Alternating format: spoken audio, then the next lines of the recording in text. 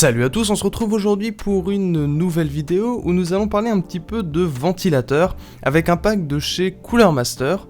Alors ce pack est livré avec 3 Masterfan Pro 120 en version Air Balance, RGB évidemment, ainsi qu'un contrôleur RGB qui va pouvoir être raccordé en USB à votre carte mère. Au niveau des caractéristiques techniques, je vous laisse mettre sur pause ici si vous voulez regarder ça plus en détail. On va regarder tout de suite ce qui est présent dans l'emballage.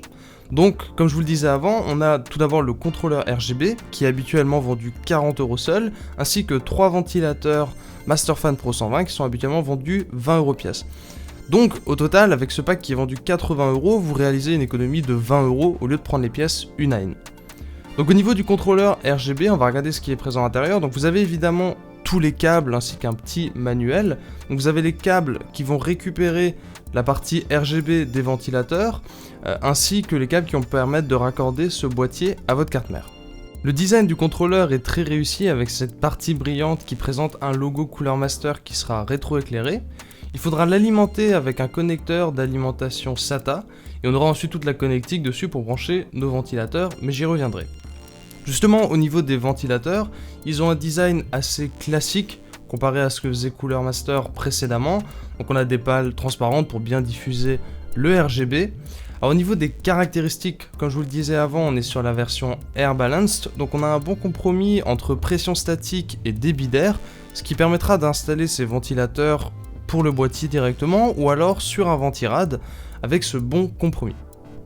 Les ventilateurs se fixent de manière tout à fait classique à l'aide de vis, mais on a quand même des supports anti-vibration autour des pas de vis pour éviter que le boîtier se mette à vibrer dans tous les sens.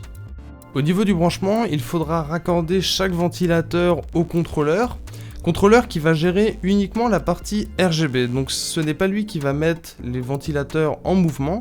Il faudra ensuite raccorder chaque ventilateur soit sur un connecteur 4 pins PWM de votre carte mère ou alors sur un hub PWM que vous auriez déjà. Donc comme je vous le disais, tous les câbles sont fournis, donc c'est finalement assez simple à brancher, tous les adaptateurs sont fournis. Pour passer du port du contrôleur vers du 4 pins RGB. Après, ça va faire pas mal de câbles malheureusement, donc il n'y a pas trop d'alternatives à part d'acheter un câble vendu 10 € qui permet de passer d'un connecteur RGB vers 3 connecteurs RGB.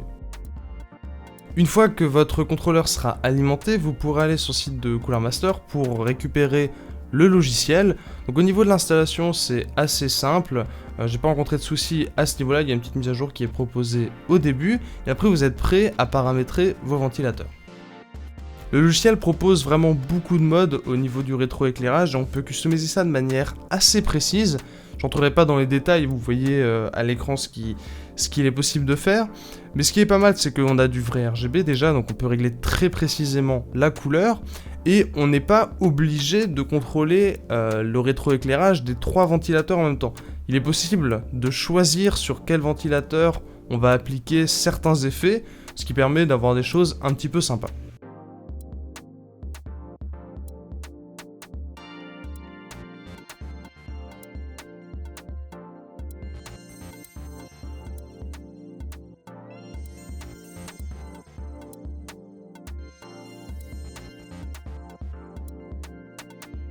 Après, l'effet que je trouve le plus intéressant avec ce contrôleur, c'est en fait le mode mirage qui va faire clignoter les LED à une certaine fréquence en vous donnant en fait des petites illusions comme si les ventilateurs tournaient plus lentement ou s'arrêtaient complètement.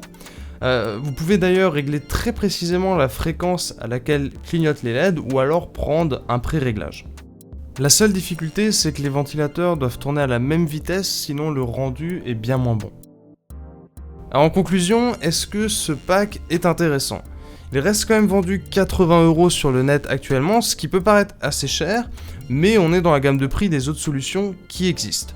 Donc clairement, si vous cherchez une solution qui permet de contrôler de manière très précise vos ventilateurs en RGB, qui permet d'en ajouter par la suite, et d'être assez flexible finalement, oui clairement, allez-y, foncez, il n'y a aucun souci, ce pack est très complet. Mais sachez que si vous voulez des effets beaucoup plus basiques, achetez un câble qui permet de multiplier le header RGB que vous avez sur votre carte mère, sera peut-être plus intéressant. Dans tous les cas, j'espère que cette vidéo vous aura plu. Si vous l'avez aimé, n'hésitez pas à laisser un petit j'aime sur cette vidéo. Si vous avez des questions, vous pouvez aussi me les poser dans les commentaires. Et on se retrouve très bientôt pour plus de contenu.